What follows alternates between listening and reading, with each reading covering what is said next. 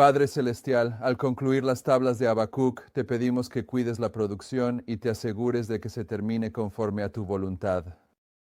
Pedimos una bendición sobre la producción de los DVDs y la transmisión en vivo, y te rogamos que permitas que el Espíritu Santo esté con nosotros ahora y permanezca con todos nosotros, tanto para que lo que yo diga sea conforme a tu voluntad, como para que los hermanos y hermanas aquí reciban el mensaje de la manera que tú has dispuesto.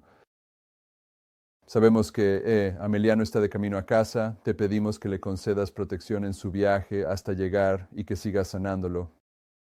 Y pedimos que a todos los que están comenzando a salir de este campamento y viajar, les concedas protección en el camino. Te pedimos que envíes a tus ángeles para llenar este lugar, para que podamos respirar la atmósfera del cielo y que ellos sean capacitados para mantener alejadas las distracciones. Y te pido que me permitas exponer todos los puntos que he estado considerando para poder concluir y poner el broche final a este estudio. En el nombre de Jesús. Amén. Bien, para aquellos de ustedes que estuvieron viendo el pasado viernes, vieron que hicimos la conclusión de las tablas de Habacuc, pero luego descubrimos que nuestro hermano encargado de la grabación olvidó encender el audio durante los primeros 20 minutos de ese estudio. Y por supuesto, eso fue un pequeño tropiezo para algunos de nosotros porque hemos estado trabajando en estas 95 presentaciones durante bastante tiempo.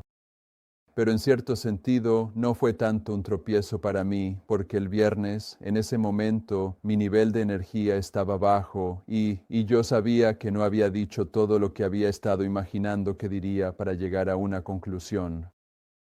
Así que empezamos a debatir cómo íbamos a solucionarlo, o bien ir a la web y tomar alguna de las transmisiones en vivo que había disponibles, luego extraer el audio de eso y pegarlo en los DVDs, pero eso corrompe el audio, no es lo mismo. Y mi yerno que se encarga de estas cosas es un perfeccionista y realmente no estaba contento con la idea de hacer eso. Así que se me ocurrió, está bien, voy a hacer esta presentación una vez más, eso le quitará el estrés a mi yerno.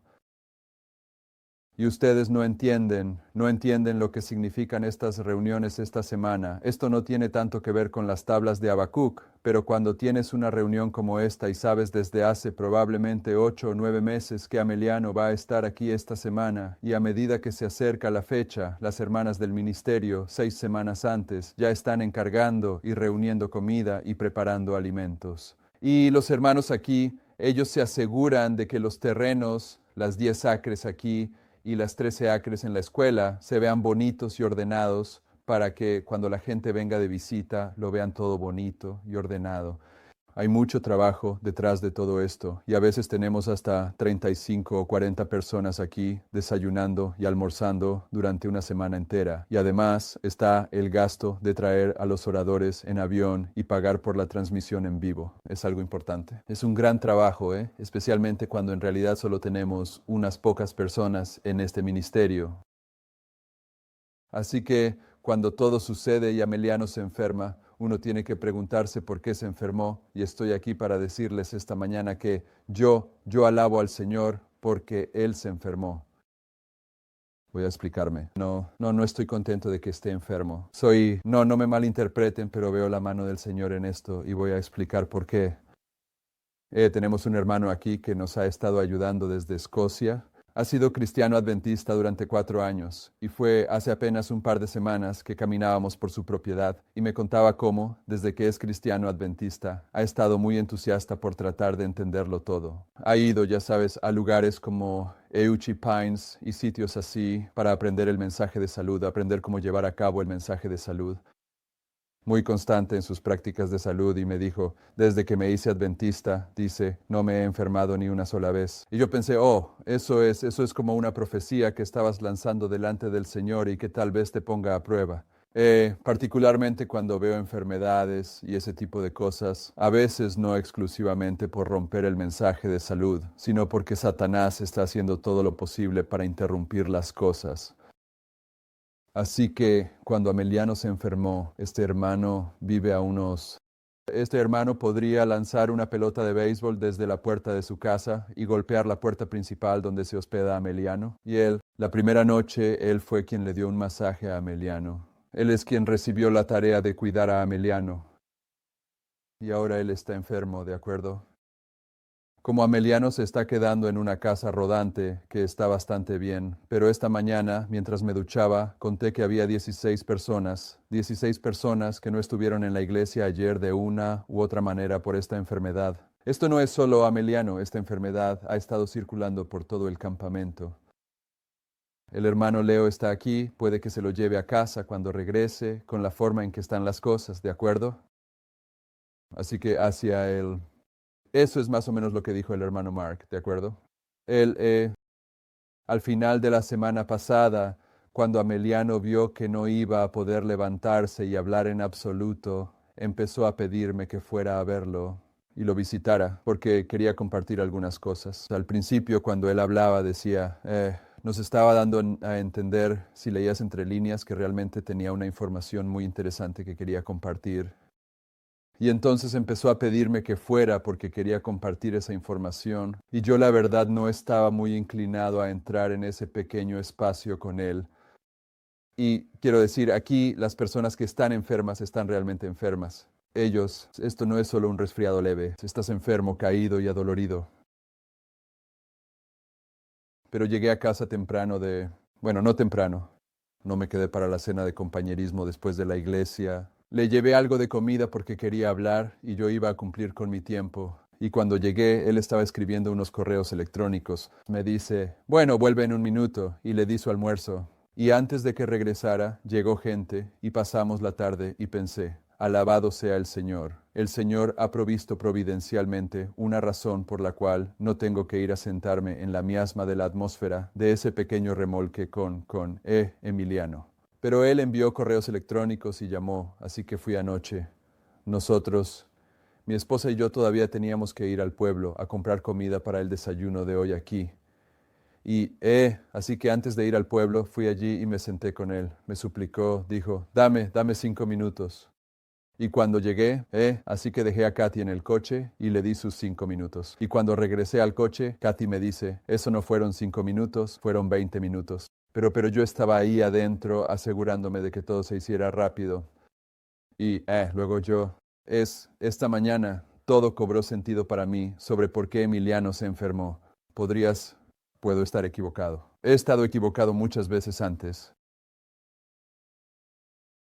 Al principio, cuando trabajaba en las tablas de Habacuc, por alguna razón, se me metió en la cabeza que la razón por la que estaba armando esto era como un argumento para aquellas personas en el adventismo que lo están combatiendo, donde yo iba a tocar suficientes verdades, ponerlas ahí para poder mirarlos a los ojos y decirles, oye, esto no se trata de mí, un ser humano, no se trata de los mensajeros. Si piensas que lo que estamos enseñando es un error, entonces siéntate y expon por qué las verdades en esta serie son un error. Y al principio lo veía como Martín Lutero subiendo con sus 95 tesis y clavándolas en la puerta. Así que desde el inicio podía ver que iba a hacer mucho y tenía en mente, bueno, tal vez lo termine con 95 presentaciones. Pero esta semana no estaba pensando en nada de eso porque todavía faltaba mucho para llegar a ese punto. Y luego Emiliano se enfermó y entonces me di cuenta de que sabía la lógica para ponerle fin, pero también me di cuenta de que no podía continuar mucho más porque empezaba a ser redundante. Sabes, quizá estaba haciendo este argumento, pero tomaba este punto, este otro y aquel para demostrarlo, y ya habíamos repasado esos 3 puntos varias veces en esta serie. Empezaba a ser más que una buena práctica docente de repetir las cosas. Empezaba a ser redundante, al menos para mí. Y me di cuenta, oye, esto realmente va a terminar en 95 presentaciones. Empezó a sorprenderme, porque estamos en la 93. Esta es la última, pero hay 2 de ellas que están divididas en 2 partes, así que suman 95. Así que veo la mano del Señor, la mano del Señor en el hecho de que hizo que Emiliano se detuviera y me obligó, en vez de hacer una adoración cada mañana, a entrar en modo intensivo, cubrir su periodo de tiempo mientras todos estaban aquí y termina en 95. Amén. Pero el Señor no quería que lo que tuvimos el viernes fuera el final. El Señor quería dar otro argumento para las tablas de Habacuc. No un argumento teológico, sino más bien una especie de culminación en el sentido de que aquellos de nosotros que estamos estudiando estas verdades fundamentales, también sabemos que no solo volvemos y retornamos a los fundamentos y aceptamos, por ejemplo, los 2300 días tal como los entendemos, sino que si lo que decimos es cierto, entonces el león de la tribu de Judá incluso va a ampliar la luz sobre verdades como los 2300 días. ¿De acuerdo?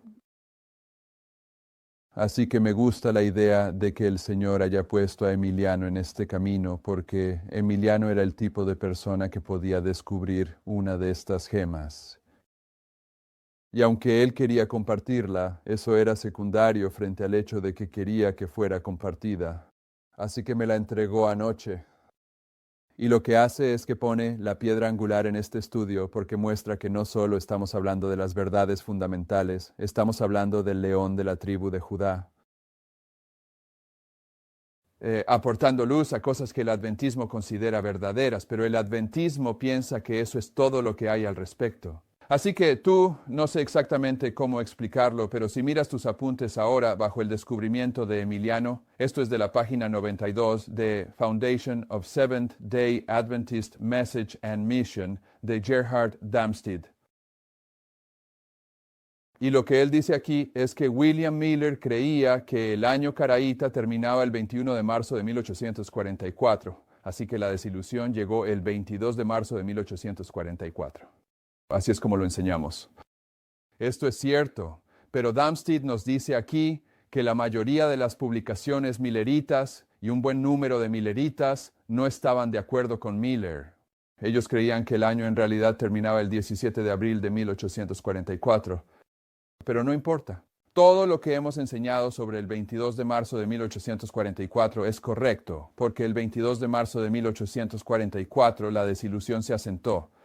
Y aunque había algunos en el movimiento millerita que aún mantenían la esperanza para el 17 de abril, esa fecha tampoco llegó. ¿De acuerdo?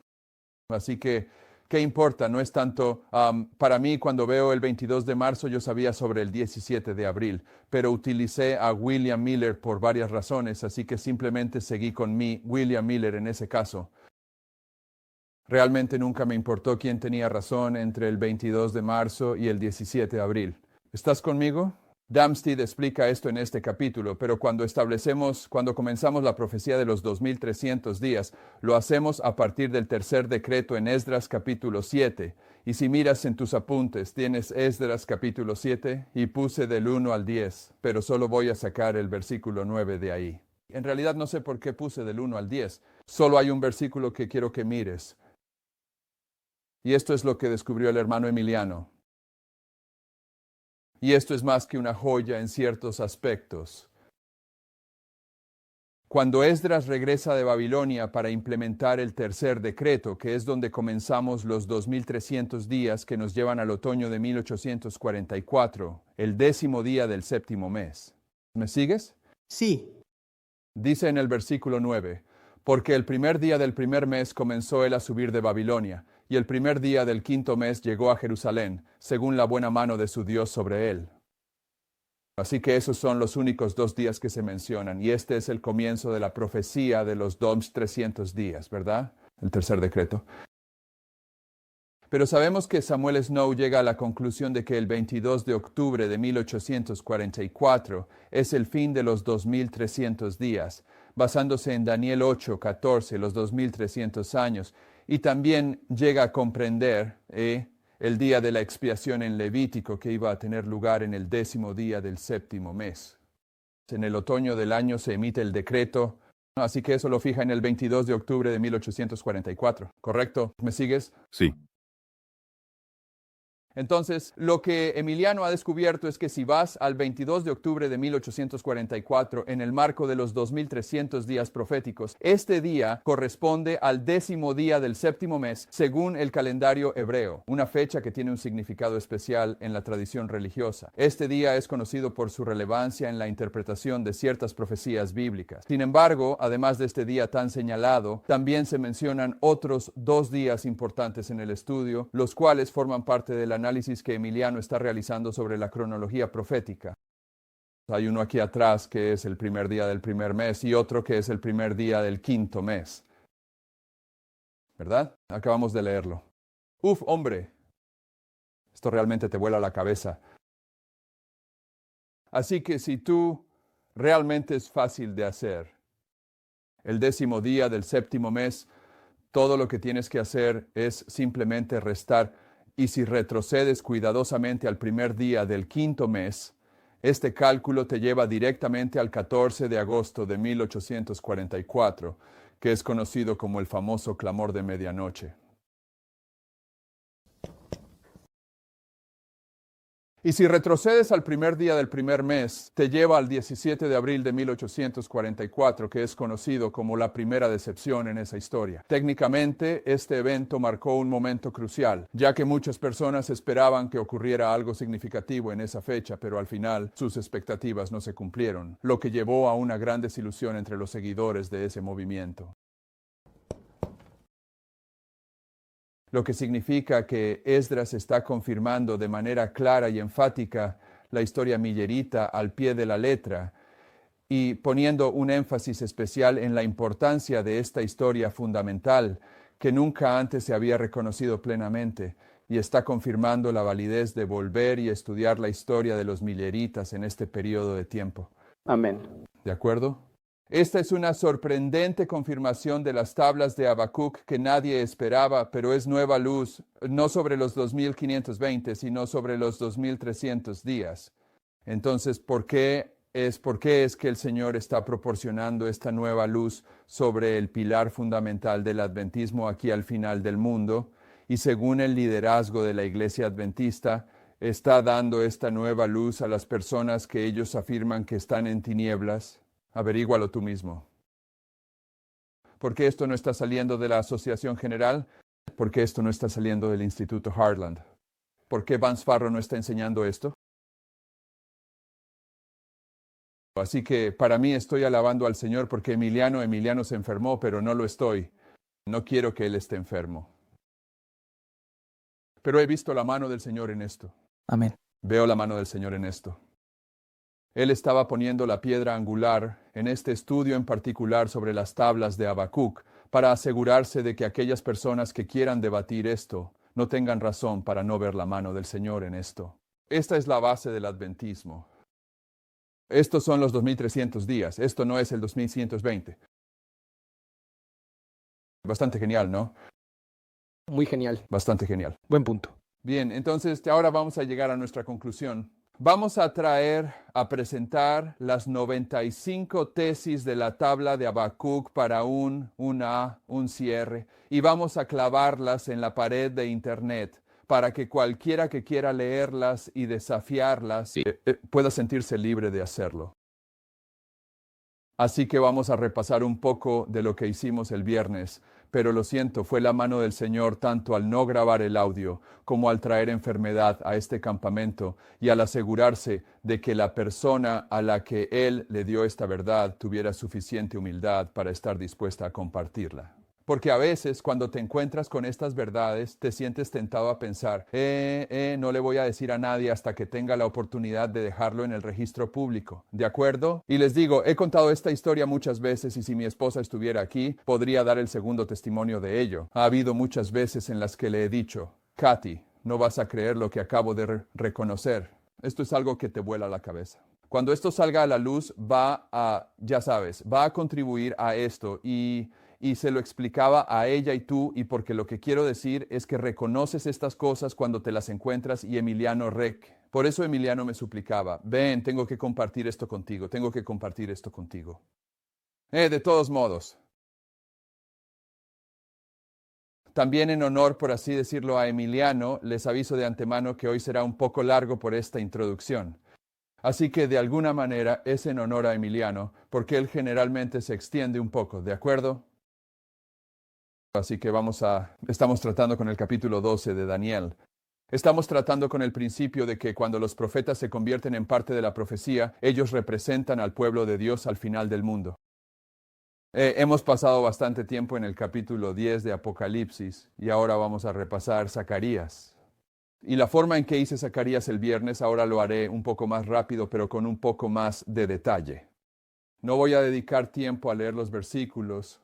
Voy a mostrarles algunas cosas sobre la estructura de los primeros 6 versículos de Zacarías y lo voy a combinar con el argumento sobre cuándo los profetas se convierten en parte de la profecía.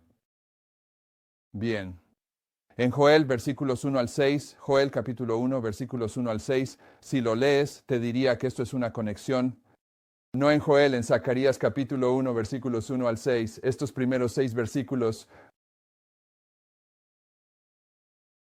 Hermano, llegaste tarde. No vas a poder escucharlo hasta que todo termine. Estoy preparado. ¿Perdón? No lo puedo creer. Muy bien. En Zacarías, los versículos 1 al 6 del capítulo 1 están conectados con Joel. ¿De acuerdo? El comienzo del libro de Joel habla de hombres ancianos. ¿Han visto esto en su generación? Díganselo a sus hijos, y a los hijos de sus hijos, y a los hijos de sus hijos. Es una pregunta que se plantea sobre 4 generaciones y sobre la responsabilidad de los padres, ¿de acuerdo? Así que en los versículos, para recordar las cosas, en los versículos 1 al 6 de Zacarías, les propongo que ahí hay una conexión. Miren el versículo 4, solo como ejemplo. No pretendo analizar todos estos versículos en detalle. Pretendo analizar la estructura en el libro de Zacarías, solo para que puedan ver la estructura.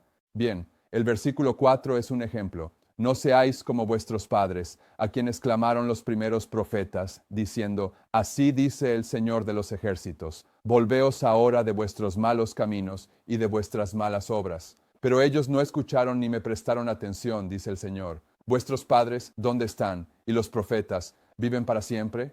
El comienzo de Joel trata sobre los padres. También se trata de un llamado a regresar, ¿de acuerdo? Así que todos los profetas están de acuerdo entre sí. Pero lo que digo es que en Joel, en Zacarías 1, del 1 al 6, hay una conexión específica con el libro de Joel. Y digo esto porque el libro de Joel se cumplió en la época de Cristo, pero también se cumplió en la época de los mileritas y también se cumple al final del mundo. Y quiero que vean que Zacarías, capítulos 1 al 6, es una ilustración de los mileritas y una ilustración de nosotros. Bien, así que lo que digo es que el punto de partida que une todo eso, entre otras cosas, es su conexión con el libro de Joel. ¿Están conmigo? Y les digo de antemano, no tengo la intención de hacer un estudio bíblico profundo sobre esto. Solo quiero que vean la estructura. Así que si van, solo para que puedan ver la estructura, vayan al capítulo 7 de Joel, versículo 1. Capítulo 7 de Zacarías. Capítulo 7 de Zacarías, versículo 1. Lo siento. Estoy un poco aturdido. Pasé la noche pensando en esto. El versículo 1 del capítulo 7 de Zacarías dice, y aconteció que en el 4º año del rey Darío vino palabra del Señor a Zacarías el día 4 del mes 9, que es Quisleu. ¿Quisleu? El punto aquí es que en el versículo 1 del capítulo 7 tienes una nueva revelación. Los capítulos 1 al 6 es la misma visión. Es la misma visión y termina aquí con Zacarías ahora presentándonos el 4º año del rey Darío, ¿de acuerdo? Así que quiero que vean, si vamos a observar la estructura, que los capítulos 1 al 6 de Zacarías constituyen una sola visión. ¿De acuerdo? Y quiero que vean que la palabra profética de Dios opera bajo el principio de repetir y ampliar, así que vamos a ver algo de eso aquí. Así que en el versículo 7 de Zacarías del Antiguo Testamento de la Biblia, hasta el 11... Capítulo 7 al 11. No. Tengo que concentrarme. Capítulo 1 de Zacarías, versículos 7 al 11. El versículo 1 al 6 nos conecta con Joel.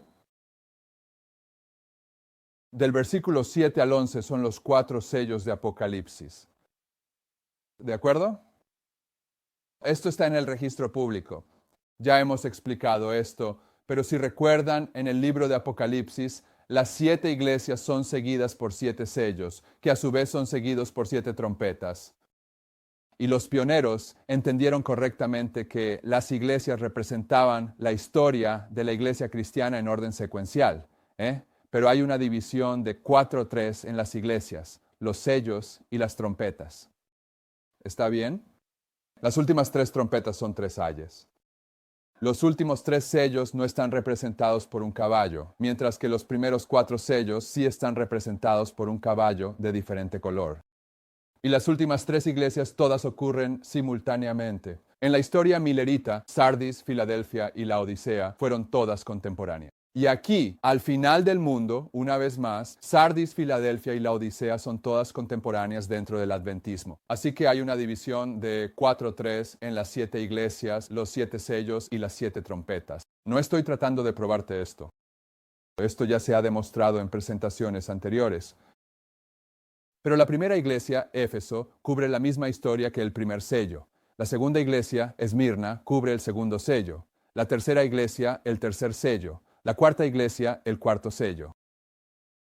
Así que cuando llegas al quinto sello, tienes a los mártires que han sido asesinados durante la historia del cuarto sello, que es la historia de Tiatira. Tienes a los mártires de la Edad Media desde 538 hasta 1798 en el quinto sello, que claman: ¿hasta cuándo, oh Señor, castigarás al papado por habernos asesinado durante la Edad Media? Esa es su pregunta en el quinto sello. Así que cuando llegamos a Zacarías, versículos 7 al 11, vamos a ver estos caballos, porque el primer sello, el segundo sello, el tercer sello y el cuarto sello están simbolizados por 4 caballos. Y Zacarías está simbolizando estos mismos 4 caballos. Y cuando llegas al versículo 12, después del versículo 11, cuando llegas al versículo 12, dice: entonces el ángel del Señor respondió y dijo: oh Señor de los ejércitos, ¿hasta cuándo? Bien, esta pregunta aquí, ¿hasta cuándo?, en el versículo 12, es la misma pregunta que se plantea en el quinto sello. Así que puedes tomar la historia de estos caballos aquí en Zacarías e identificar que es un paralelo a la historia que concluye en 1798. Ahora, mira el versículo 11.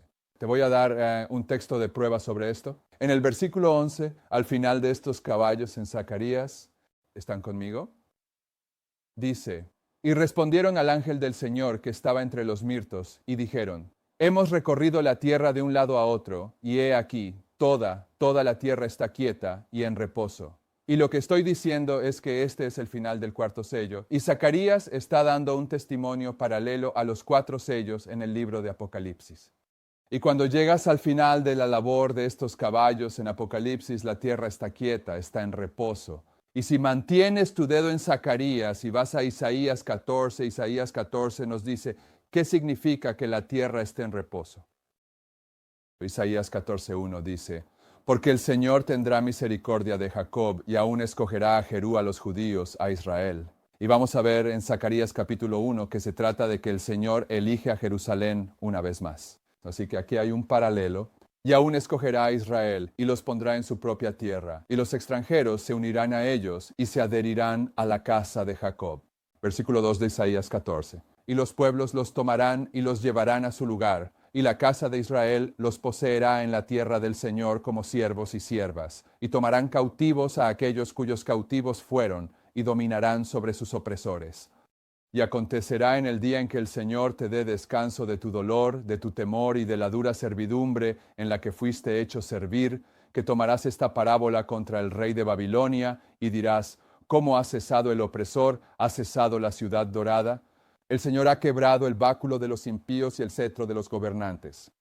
Aquel que golpeaba a los pueblos con furor, con un golpe continuo, el que dominaba a las naciones con ira, es perseguido y nadie lo detiene.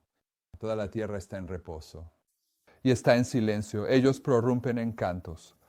Lo que estoy diciendo es que cuando toda la tierra está en reposo, significa que Babilonia ha llegado a su fin. En este pasaje de Isaías se está hablando del fin de la Babilonia literal que oprimía al pueblo de Dios.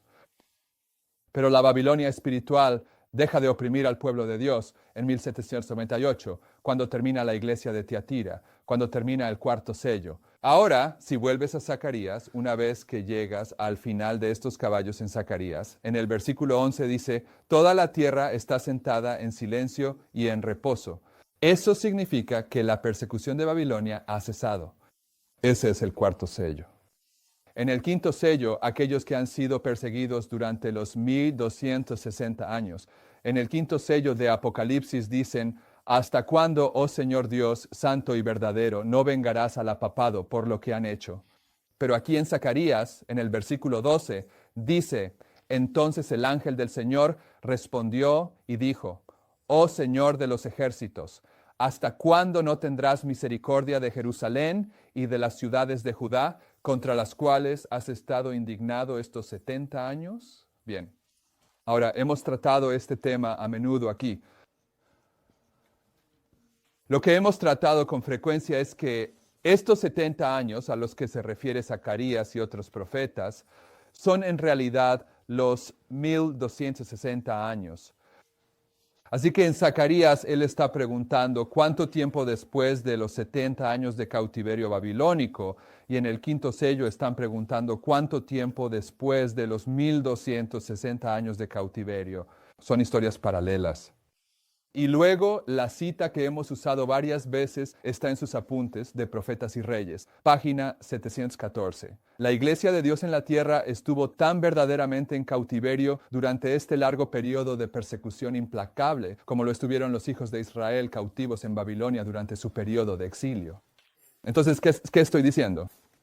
Estoy diciendo que la estructura de Joel está hablando de la historia milerita, está hablando de nuestra historia. ¿De acuerdo? Porque aquí, como sabes, el pueblo de Israel antiguo, en aquel entonces, fue esparcido a Babilonia. Es decir, fue llevado lejos, ¿no es así? Sí. Y estos 1260 años son simplemente la segunda mitad de la dispersión de Levítico 26.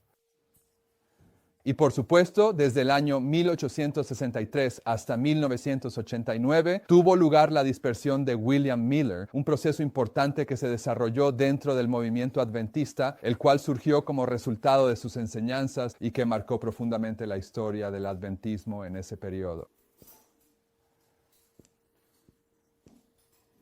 Así que lo que estoy diciendo es que Zacarías trata sobre la historia milerita y nuestra historia.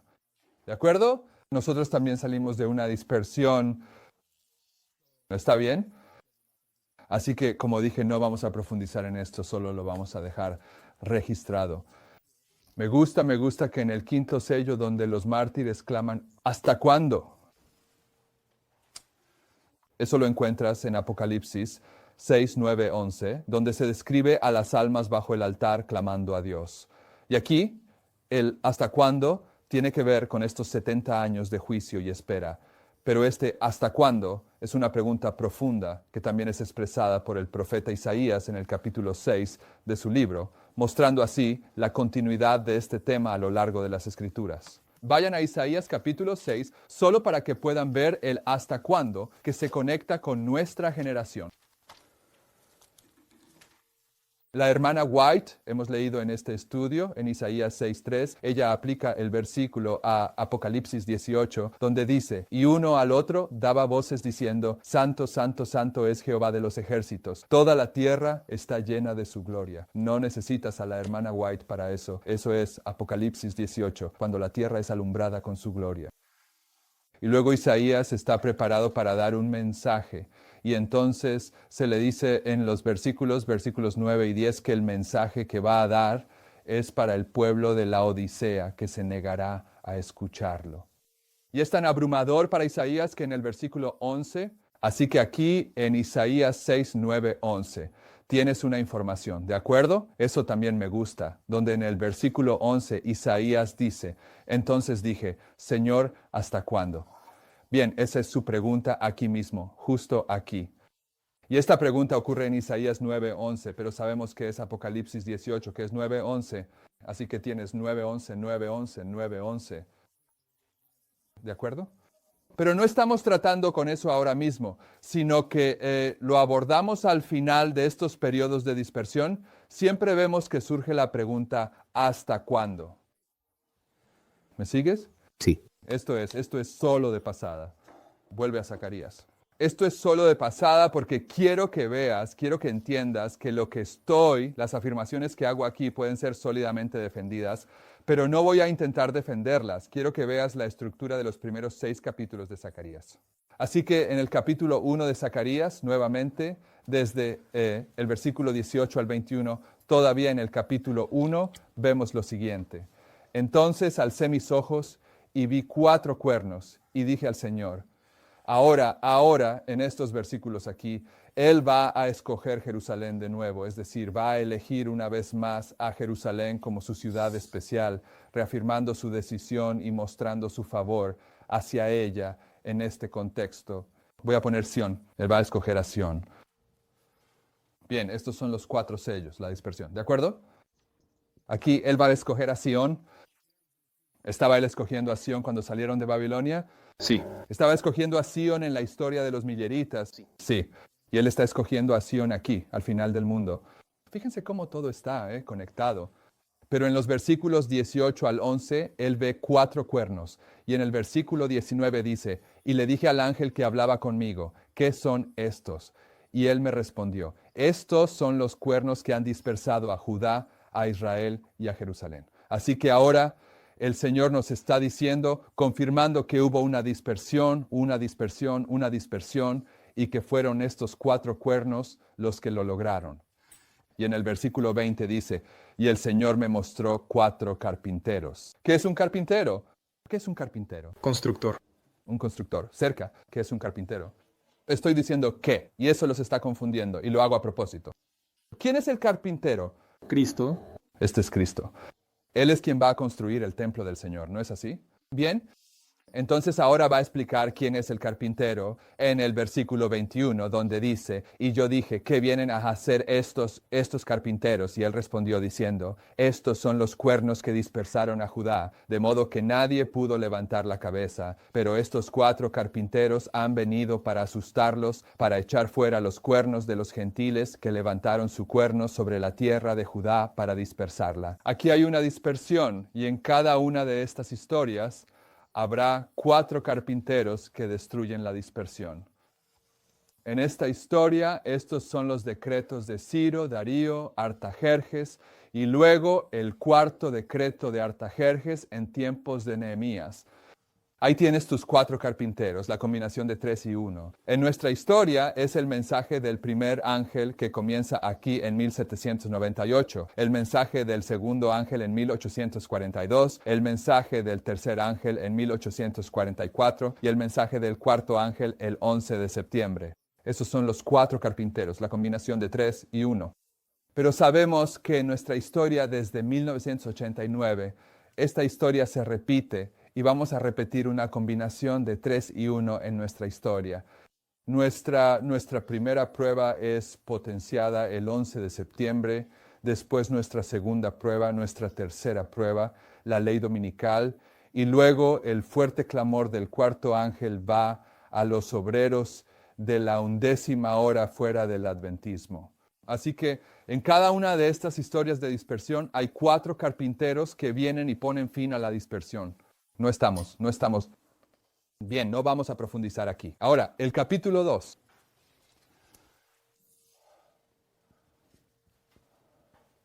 Solo quiero que vean el desarrollo de las cosas. Versículos 1 al 13. Entonces, ¿qué era esto? Esta es la combinación 3-1, ¿de acuerdo? Es decir, estamos hablando de si ese es realmente un título válido para esa historia en particular. Del 1 al 13 está bien. Y ese es todo el capítulo 2. Y esto es la medición y hemos estado tratando con la medición, ¿de acuerdo? Este es el juicio. Esta es la construcción del templo. Entonces, ¿cuándo se construyó el templo del adventismo? Desde 1798 hasta 1844, en 46 años, ¿de acuerdo? ¿Cuándo se construyó el templo del cautiverio babilónico? Bueno, fue construido desde el momento en que salieron y el templo fue construido antes del tercer decreto. La misma historia. Bien, el templo fue construido justo antes de 1844. No hubo nadie tomando la decisión de entrar al lugar santísimo que simplemente tomó esa decisión el 21 de octubre. Ya se había establecido antes del 22 de octubre. ¿Me sigues? Sí. Por eso se nos dice que el templo fue terminado antes del tercer decreto. El tercer decreto es el que termina la obra, que es la reconstrucción de las calles y los muros en tiempos difíciles. ¿Estás conmigo? Sí. Bien, entonces el templo, la construcción del templo, que es el capítulo 2, lo están midiendo, una línea sobre Jerusalén. Tiene que ver con la obra de edificar el templo desde el tiempo del fin hasta que se cierre la puerta, ¿verdad? Y por eso el último versículo del capítulo 2 dice: guarde silencio toda carne delante del Señor, porque Él se ha levantado de su santa morada. En 1844 el Señor se levantó de su santa morada y se trasladó al lugar santísimo. ¿De acuerdo? Ya se había cumplido. Desde 1798 hasta 1844, Jerusalén había sido edificada y luego el Señor se trasladó al lugar santísimo. El templo había sido construido, ¿de acuerdo? Bien, solo estoy observando la estructura aquí. Por favor, tengan paciencia conmigo. Capítulo 3. Este es el templo construido.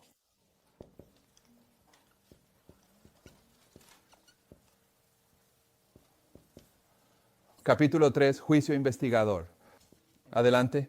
Ajá, y justo después de que el templo ha sido construido, que toda la tierra guarde silencio porque el Señor se ha levantado. Él se ha trasladado al lugar santísimo. Ahora, el capítulo 3 va a enfatizar el juicio investigador. Y aquí tienes una cita de Profetas y Reyes, donde la hermana White dice: la visión de Zacarías sobre Josué y el ángel se aplica con especial fuerza a la experiencia del pueblo de Dios en las escenas finales del gran día de la expiación. Así que ella está aplicando Zacarías, capítulo 3, al juicio investigador, pero está poniendo el énfasis principal en la obra final, que es el borramiento del pecado. ¿De acuerdo? Entonces, si entiendo correctamente, el capítulo 3 se refiere específicamente al juicio investigador, ¿verdad? Es decir, ese proceso en el que se examinan los registros antes de la segunda venida de Cristo. ¿Es así? ¿Sí? Tienes una expresión de duda en el rostro. ¿Me estás siguiendo? Oh, sí. Bien. Zacarías, capítulo 4.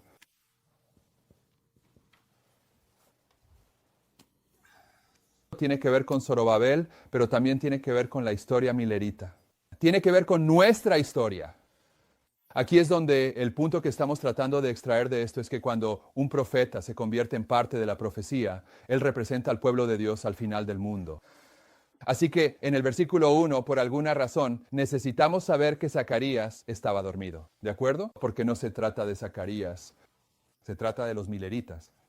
La parábola de las 10 vírgenes. Todos están durmiendo. Este somos nosotros al final del mundo, la parábola de las 10 vírgenes. Todos estamos durmiendo y un ángel viene y nos despierta de nuestro sueño. ¿Qué ángel es ese? Jesús. Correcto. Es el segundo ángel, porque es en el segundo ángel que otros ángeles vienen y se unen a él. Eso es el clamor de medianoche. Y es en el clamor de medianoche cuando se despiertan. ¿Sabes? El clamor de medianoche es simplemente el fortalecimiento del segundo ángel. Eso es lo que la hermana White dice repetidamente. Así que cuando el mensaje del segundo ángel es fortalecido en el clamor de medianoche, es cuando las vírgenes se despiertan, tanto en la historia de los mileritas como en la nuestra, ¿verdad? Hubo un clamor a la medianoche.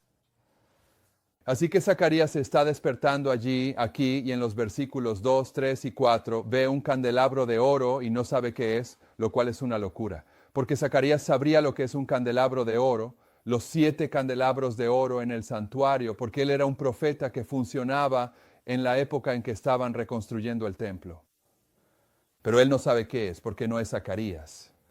Él representa a los milleritas, quienes despertaron al clamor de medianoche en 1844 y llevaron el mensaje hasta el gran chasco, solo para darse cuenta de que no sabían qué era el santuario. No sabían qué era el candelabro de 7 brazos. Zacarías está representando a los milleritas en esta historia en el contexto de la profecía. Pero también nos representa a nosotros hoy, es decir, a los creyentes que vivimos en el tiempo actual, quienes no entendemos que el candelabro de 7 brazos también representa el derramamiento del Espíritu Santo. Y en el adventismo hoy no entendemos la lluvia tardía. Pensamos que es ese poder sobrenatural que anula nuestra naturaleza pecaminosa en la crisis de la ley dominical y nos lleva al cielo. Y eso es un gran engaño. Es el mismo engaño en el que cayeron los judíos y que les permitió participar en la crucifixión de su Mesías. Solo aquellos que reciben la lluvia temprana participarán de la lluvia tardía. Así que Zacarías aquí está representando tanto a los mileritas como a nosotros, y por eso en el versículo 6 de Zacarías 4, cuando Zacarías todavía dice, no entiendo qué es el candelabro de 7 brazos. En el versículo 6, el ángel Gabriel dice, entonces él me respondió y me habló diciendo, esta es la palabra del Señor. El candelabro de 7 brazos es la palabra del Señor. El aceite que proviene del lugar santísimo es la palabra del Señor. ¿Y qué es la palabra del Señor?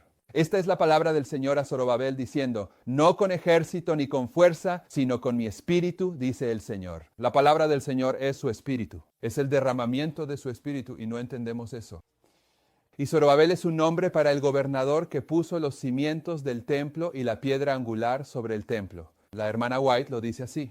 Y su nombre significa descendiente Serub de Babilonia, Babel, Zorobabel. Descendiente de Babilonia, lo que significa salir de Babilonia.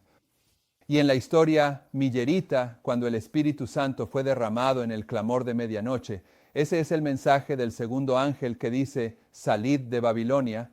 El Espíritu Santo fue derramado para los milleritas con el mensaje, Zorobabel, sal de Babilonia. Y el Espíritu Santo es derramado en Apocalipsis 18 en esta historia con el mensaje Zorobabel, sal de Babilonia. Y este es el fundamento de nuestra obra. Y este es la piedra angular de nuestra obra. Porque Zorobabel va a poner el fundamento y la piedra angular. Y bueno, vayamos al versículo 10. Dice, además, la palabra del Señor vino a mí diciendo, versículo 8, perdón. Las manos de Zorobabel han echado los cimientos de esta casa, y sus manos también la terminarán. El pastor Emiliano señala que las manos que pusieron el fundamento son las mismas manos que van a colocar la piedra angular, y las manos que pusieron el fundamento fueron las de William Miller. Las reglas de interpretación profética de William Miller pusieron el fundamento. Las reglas de interpretación profética de William Miller van a colocar la piedra angular en esta obra. Así que Zorobabel representa el mensaje del segundo ángel, representa el uso de la comparación de textos aquí al final del mundo. El versículo 10 dice, en esta historia aquí, esto es en esta historia aquí, ¿de acuerdo? Ellos están en cautiverio durante 70 años y cuando salen de Babilonia, esta historia aquí, si lo observas, cuando salen de Babilonia y comienzan en el periodo de tiempo del primer decreto, por cierto, es en la historia del primer decreto cuando se pone el fundamento, ¿de acuerdo? El templo se construye en la historia del segundo, pero el fundamento se pone en el primer decreto. Así como el fundamento del adventismo se estableció en el tiempo del mensaje del primer ángel. Siempre es en la primera señal donde se pone el fundamento. Así que salen de Babilonia, han estado en Babilonia 70 años. Cuando fueron llevados a Babilonia, había algunos jóvenes que habían visto el templo antes de que fuera destruido. Salen de Babilonia siendo ya ancianos en sus 80 o 90 años y ven el trabajo que se está realizando cuando comienzan a construir el templo y están llorando y lamentándose porque recuerdan cómo era el templo antes y pueden darse cuenta de que esto en su mente va a ser una imitación barata, ¿de acuerdo? Así que ellos están representados como aquellos que cuando esta historia se cumple, ya sea esta historia o esta historia, representan a los que desprecian el día de las cosas pequeñas. Desprecian este trabajo inicial que aquí al final del mundo representa a aquellos hombres en el adventismo que despreciaron el día de las cosas pequeñas cuando se pusieron los cimientos. Pero ¿quiénes son ellos? ¿Quiénes son ellos? ¿Sabes?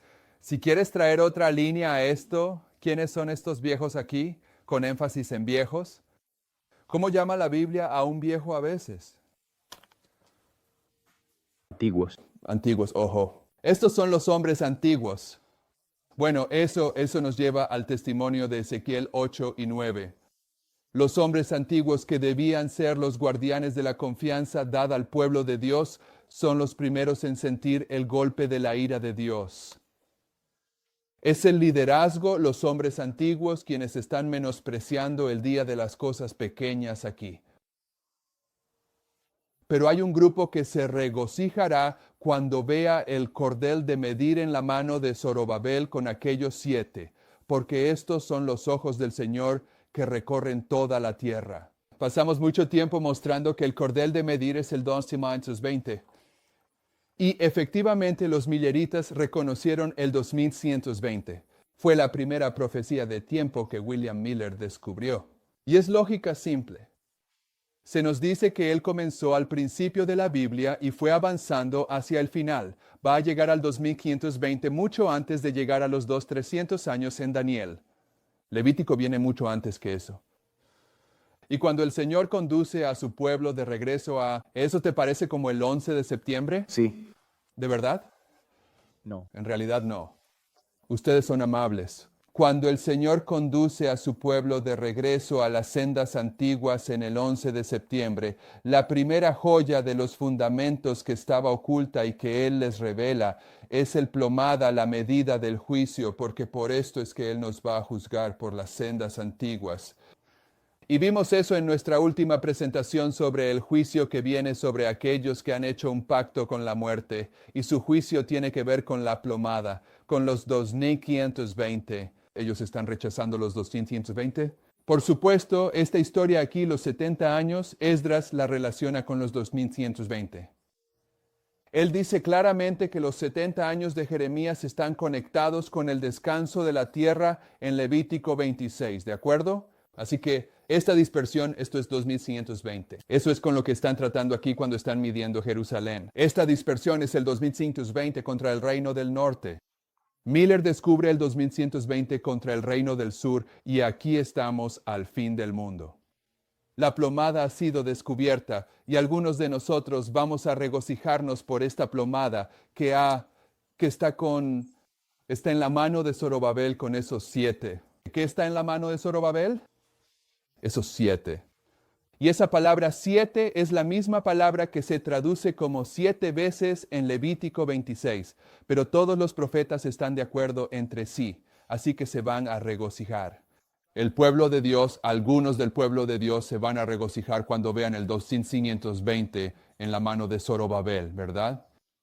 Pero los profetas están de acuerdo entre sí, así que si recuerdas, usando el método de repetir y ampliar, en Ezequiel 37 hay 2 mensajes, uno que une los huesos y la carne.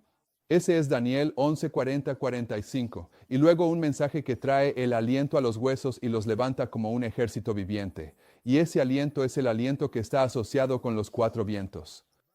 Y la hermana White dice, esos 4 vientos están representados como un caballo enfurecido que busca soltarse y traer muerte y destrucción a su paso. Así que ese segundo mensaje en nuestra historia es el Islam siendo restringido el 11 de septiembre. Y luego en el versículo 14 de de Ezequiel 37, Ezequiel va a repetir y ampliar. ¿Y qué dice?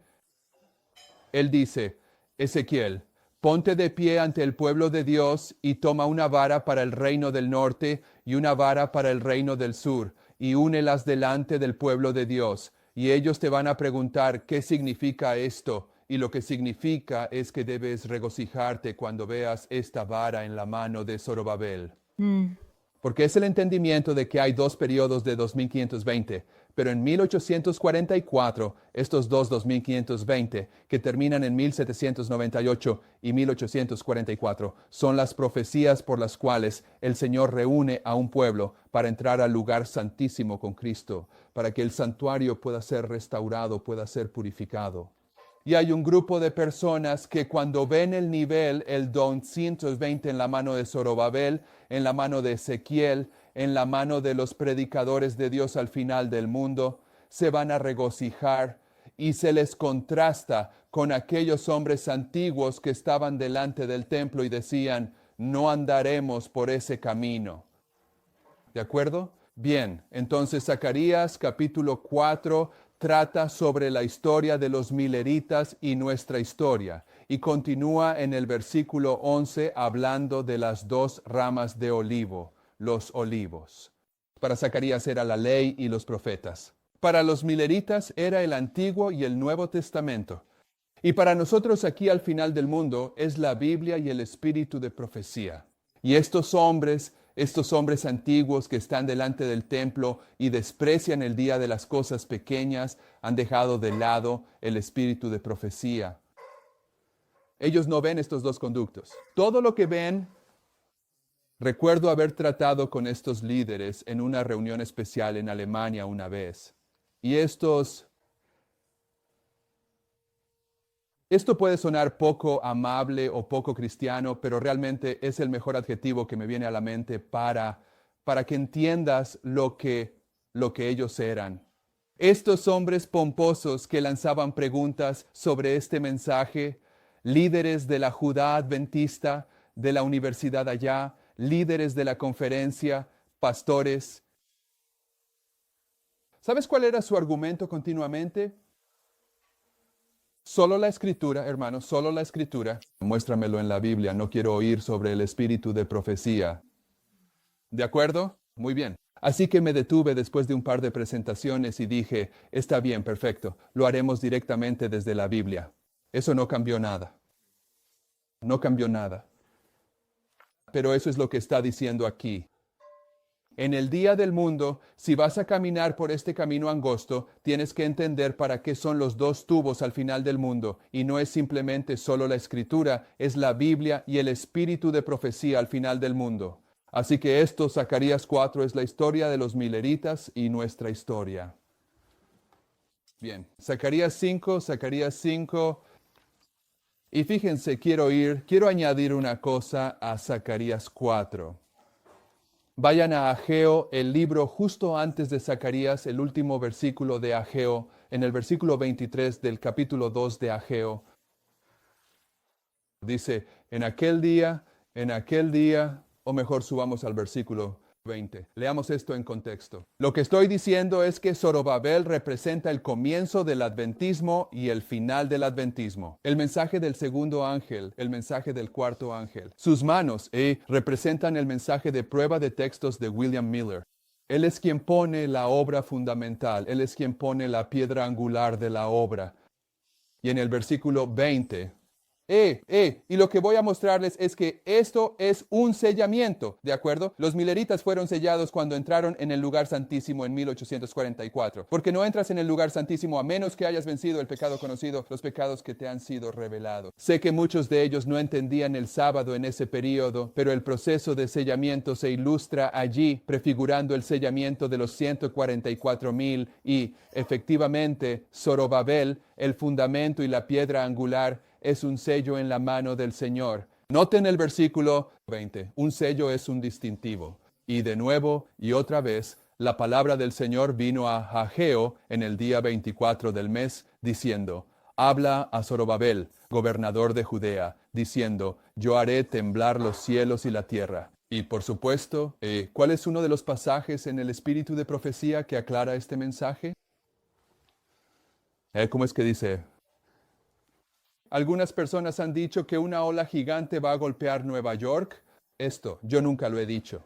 He dicho que ocurrirán escenas terribles cuando el Señor se levante y sacuda terriblemente bien la tierra.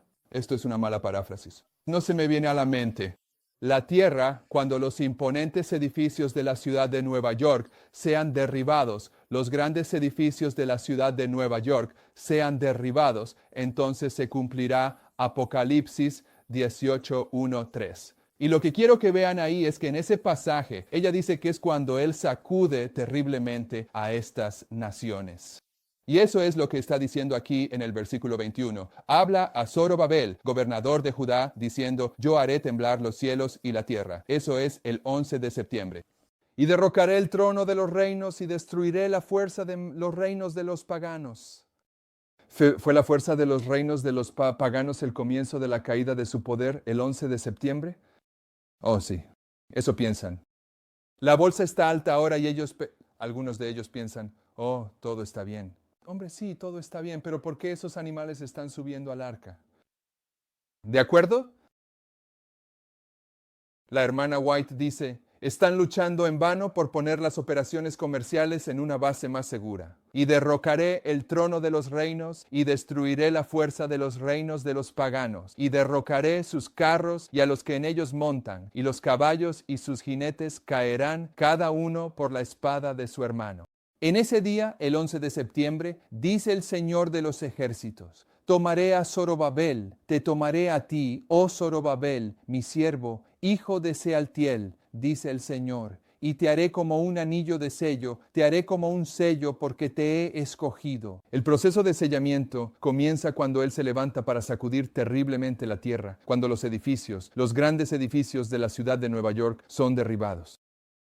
Esto aquí, Zacarías 4, trata sobre la obra de Zorobabel en la historia de los mileritas y en nuestra historia. Y luego en el capítulo 5, hay un rollo volador. ¿Puedes ver dos citas del espíritu de profecía? Este rollo sale sobre toda la tierra. Es el mensaje de los tres ángeles. Según la hermana White, es la ley de Dios. Pero va a probar a los obreros de la 11ª hora y va a probar al adventismo. ¿Y alguna vez has visto una alfombra voladora en alguna película antigua? Sí. ¿Sabes a lo que me refiero? Hay una alfombra voladora. O para que entendamos la parte visual, ¿alguna vez has visto un avión? Bien, entonces Zacarías aquí ve un rollo volador en el cielo. ¿Lo escucha? No lo escucha. Mira, el juicio comienza por la casa de Dios. Esta es la casa de Dios y luego pasa a los obreros de la 11ª hora. Y uno de los componentes del proceso de prueba para ambas casas, las ovejas de Dios y las otras ovejas de Dios, es una prueba visual. ¿De acuerdo? Es una prueba visual. Y este rollo representa una prueba visual. La prueba visual para el adventismo son estos dos cuadros. La prueba visual para los obreros de la 11ª hora es el estandarte que es levantado. En la ley dominical. Así que este rollo para el adventismo que da la vuelta al mundo entero, son estos dos cuadros. El rollo que va a los obreros de la 11ª hora son esas personas en la ley dominical que son levantadas como un estandarte porque reflejan perfectamente el carácter de Cristo. Joyas del antiguo templo. Ellos son las joyas del templo. Luego en Zacarías 6, eso es desde el versículo 1 hasta el 8, pero en los versículos 9 al 15, el versículo 9 dice, esto es Zacarías 6, todo lo que estamos haciendo es... Estabas en el 5. Estaba en el 5, gracias. ¿Qué dije que era el 5? Dijiste 6. No, el 5 era la alfombra voladora, el rollo volador. Uno a través de... Uno a través de uno a través de... El rollo volador es, por ejemplo, del 1 al... ¿4? Sí, 4. 4, el rollo. Y luego 5, Zacarías 5.5. ¿Dónde está? ¿Cuántos versículos? 11. 11. Del 5 al 11, por ejemplo. Ese es el Efa. ¿Perdón? El Efa. La era de la iglesia, 10:35. Sí. Del 5 al 11 de Zacarías 5. Luego el ángel que hablaba conmigo salió y me dijo, alza ahora tus ojos y mira qué es esto que sale. Y yo dije, ¿qué es? Y él dijo, esto es un efa. Esto es una canasta que sale. Además él dijo, esta es su apariencia. Así que inicialmente es una canasta, pero luego nos dice que son muchas canastas, porque esta es su apariencia. Por supuesto, esta canasta, la Iglesia Católica. Sí. Está por todo el mundo. Muchas iglesias católicas, muchas canastas. Bien, esto es fácil de ver, por cierto. Esta es su apariencia por toda la tierra. Todas se ven igual. Versículo 7. Y he aquí, fue levantado un talento de plomo, y esta es la mujer que está sentada en medio del efa. Y él dijo, esto es maldad. La maldad, según William Miller en 2 Tesalonicenses capítulo 2, representa el papado. Esto es maldad, ¿de acuerdo? Versículo 8. Y él dijo, esto es maldad, y la echó en medio del efa. El papado es echado en la canasta, y echó una pesa de plomo sobre la boca de ella. El papado recibe una herida mortal aquí en 1798, ¿de acuerdo? Está encerrado solo como iglesia, no como poder político. Y luego dice, versículo 9, entonces alcé mis ojos y miré, y he aquí que venían dos mujeres, el espiritismo y el protestantismo apóstata, el dragón y el falso profeta. Dos iglesias, dos mujeres, iban a hacer algo, y el viento estaba en sus alas. La razón por la que están haciendo este movimiento que va a levantar al papado entre el cielo y la tierra y ponerlo en su lugar en Babilonia, la razón por la que lo van a hacer es porque el viento las está llevando. Y el viento aquí que las lleva es el viento del este, del Islam, de la profecía bíblica. Entonces alcé mis ojos y miré. He aquí que venían dos mujeres y el viento. 9:11. Estaba en sus alas porque tenían alas como las alas de una cigüeña. Y levantaron el efa entre el cielo y la tierra. Entre el cielo y la tierra, entre el cielo y la tierra. El cielo es donde está Cristo y Cristo está dando el mensaje de advertencia final. Y este efa, la Iglesia Católica, que está siendo levantada por el poder del dragón de las Naciones Unidas y el falso profeta, los Estados Unidos, el protestantismo apóstata y el espiritualismo, este efa está de pie entre el cielo y la tierra. La tierra son los destinatarios previstos del mensaje de advertencia final. Y la Iglesia Católica está tratando de bloquear ese mensaje. Está levantada entre el cielo y la tierra, así como la Iglesia Católica intenta bloquear el mensaje de advertencia final en Daniel 11, 40, 45, cuando un mensaje del oriente y del norte sale del monte santo y glorioso, destinado a que la gente del mundo lo reciba. Y el papado se coloca en medio para bloquear el mensaje. Una vez más, vemos al papado haciendo lo mismo. Versículo 10. Entonces dije al ángel que hablaba conmigo, ¿a dónde llevan el efa? Y él me respondió, a edificarle casa en la tierra de Sinar, Babilonia, y será establecida y puesta allí sobre su propia base. Así que esta es la historia de la herida mortal y su sanación. ¿Me siguen? Ajá. Y luego el capítulo 6.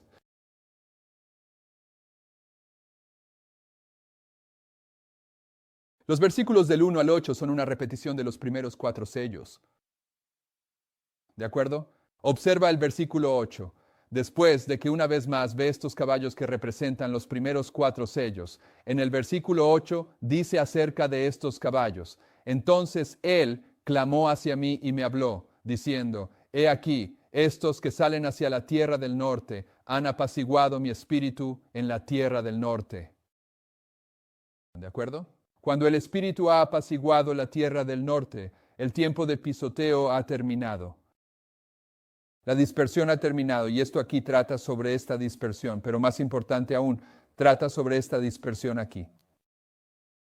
¿De acuerdo? Esto se termina en 1989.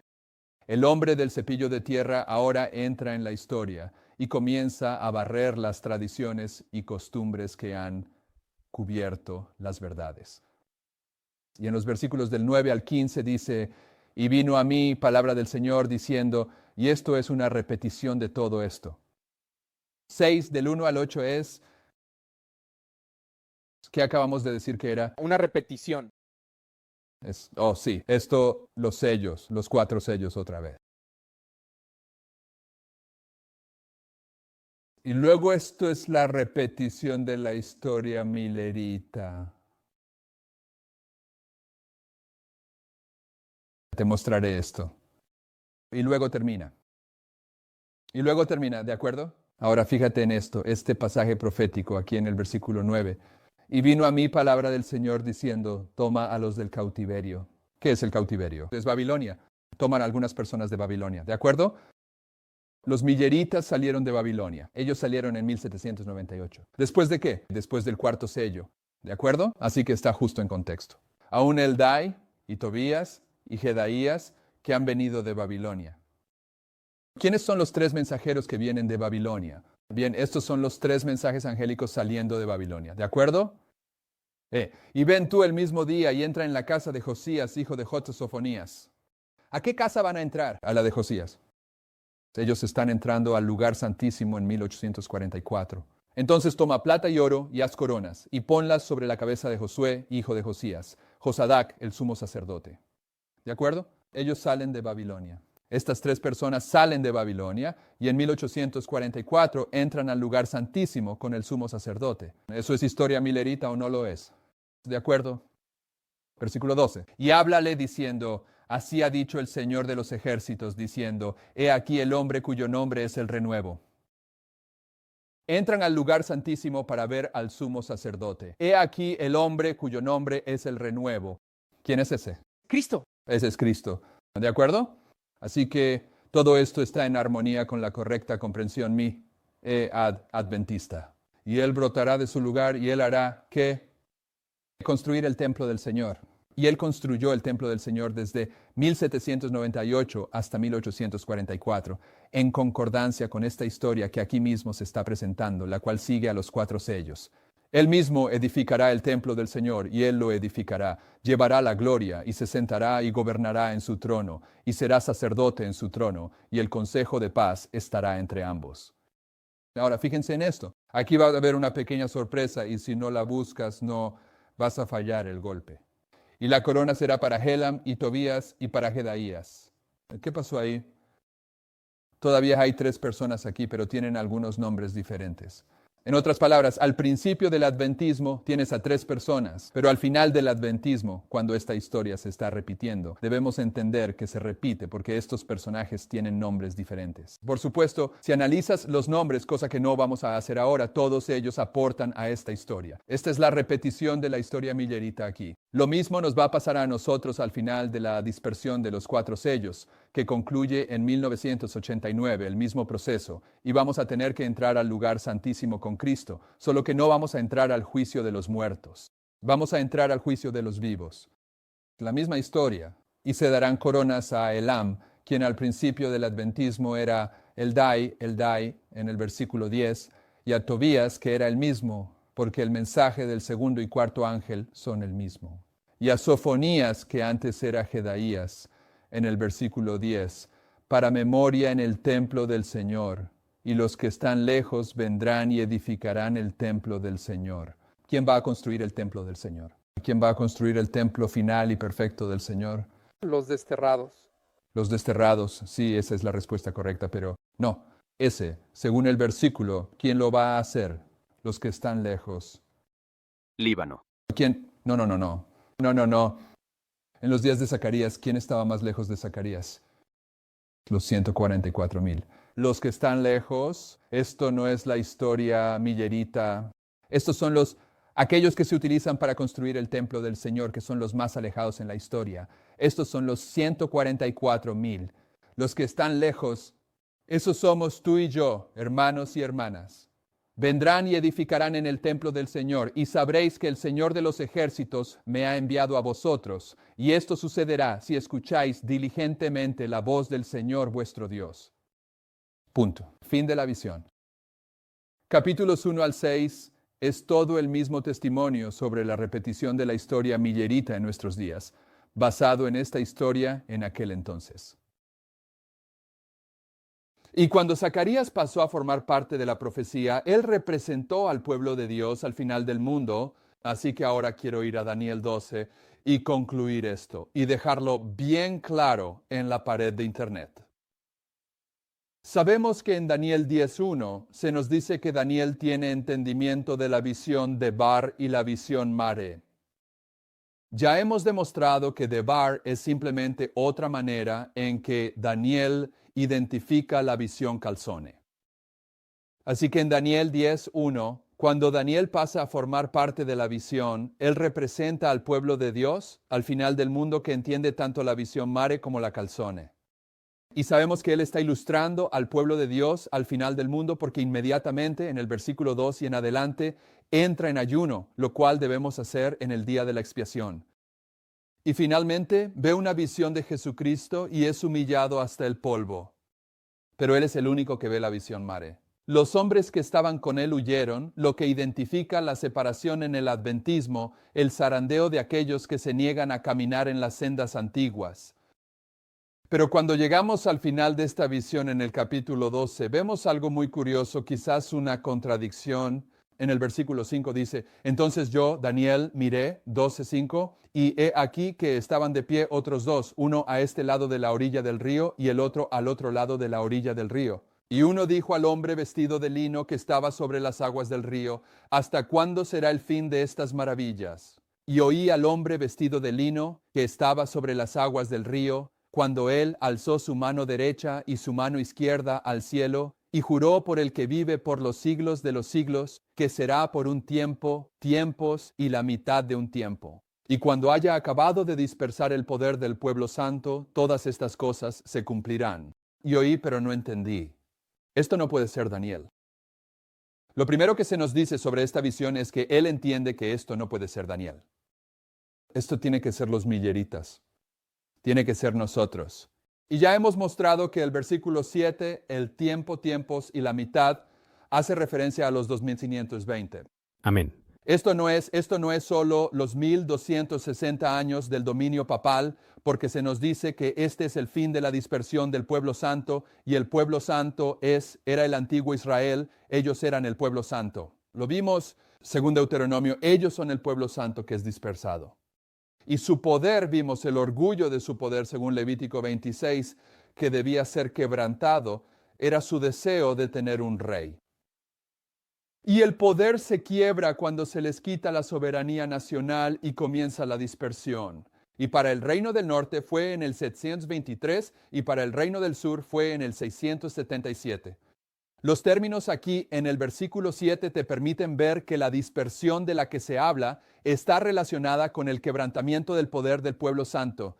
Y eso hace referencia a Levítico 26, cuando el orgullo de su poder es eliminado. Y aquí se ilustra a William Miller. Él comienza a estudiar la Biblia y la historia millerita, y lo primero con lo que se encuentra es la dispersión del pueblo santo, Levítico 26. Y cuando él lo ve por primera vez, vi, pero no entendí. Pero el mismo ángel que está instruyendo a Daniel, se nos dice que está instruyendo a William Miller. Así que este ángel le revela el 2520 a William Miller. Amén. Pero aquí, al final del mundo, también representa al pueblo de Dios que llega al 11 de septiembre y se abre el 2520 y no entendimos. Y entonces tenemos la opción de regresar a las sendas antiguas y entender, o rechazar andar por ellas y no entender. Así que lo que pueden aportar a este argumento, hermanos, si pueden seguir esto aquí, es que en Isaías 6, cuando Isaías está ilustrando al pueblo de Dios que va a llevar el mensaje de amonestación final, una vez que ha sido preparado, humillado en el polvo, purificado con el carbón, advertido sobre la mentalidad del adventismo y luego instruido de que debe hacer esta obra hasta la ley dominical, entonces en el capítulo 7 de Isaías, el mensaje de las aguas de Siloé, que es el mensaje de la lluvia tardía, el mensaje que se le da a Isaías para llevar a Acaz, es el mensaje que marca el comienzo de ambos 2120. Así que el primer mensaje que se le da a Isaías en su historia es el 2520 en esa ilustración en Isaías 7. Y en Ezequiel 37 vemos el mensaje en dos pasos del primer y segundo mensaje angélico que une los huesos, primer mensaje angélico, y que les da vida, segundo mensaje angélico. Luego Ezequiel repite y amplía y nos va a decir cuál es su primer mensaje. Él dice, ve, párate delante del pueblo de Dios y muéstrales los 2520 y hazles saber que en 1844 Israel espiritual es una sola nación. Así que con Isaías el mensaje que se le da primero es el 2120.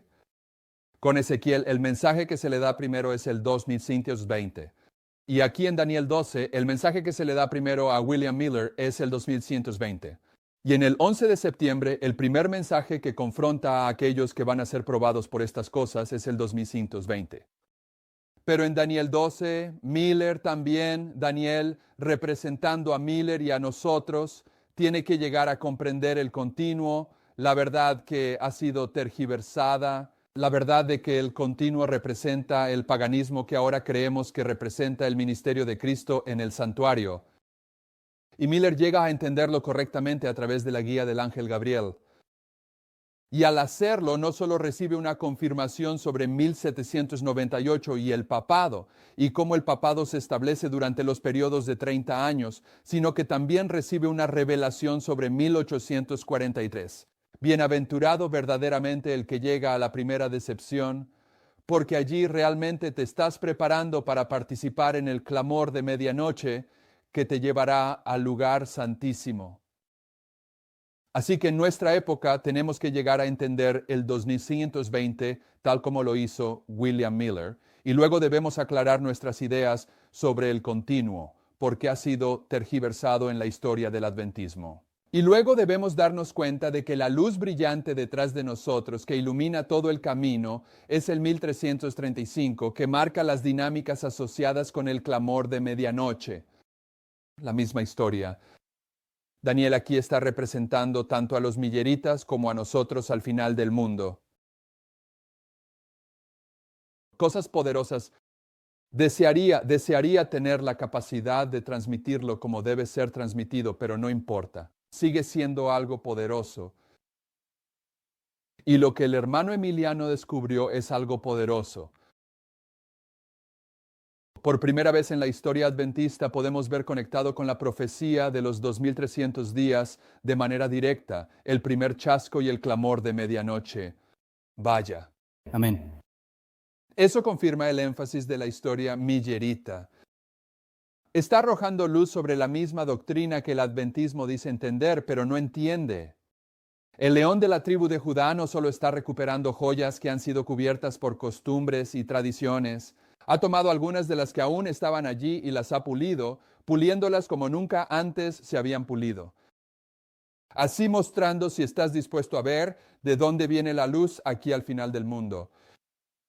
No viene de los hombres antiguos que desprecian los días de las cosas pequeñas. Viene de aquellas personas que se están convirtiendo en los rechazados de Israel. ¿Oramos? Te agradecemos que hayas llevado esta serie a su conclusión. Te agradezco por eso. Pero te agradecemos por el hecho de que sigues abriendo luz delante de nosotros. Estás levantando tu gloriosa mano derecha y la luz en el camino delante de nosotros es brillante y profunda, y la luz que está detrás de nosotros, el clamor de medianoche, se vuelve cada vez más brillante. Te pedimos que nos des la disposición, la consagración y la dedicación para permanecer en ese camino, porque sabemos que en un futuro cercano ese camino se volverá muy estrecho, muy difícil. Pero si tan solo permanecemos en ese camino, llegaremos a esa cuerda y cruzaremos hacia la tierra renovada. Queremos que eso suceda con cada uno de nosotros. Queremos que estas verdades sean las verdades reconocidas por los estudiantes de la profecía al final del mundo, que les permitan asimilar que la encarnación puede cumplirse en su experiencia. Seguimos pidiendo protección en el viaje para aquellos que están regresando a casa después de estas reuniones y seguimos pidiendo sanidad para quienes se han visto afectados por la enfermedad que se ha infiltrado en esta obra aquí. Y te damos gracias por todas estas cosas en el nombre de Jesús. Amén. Amén.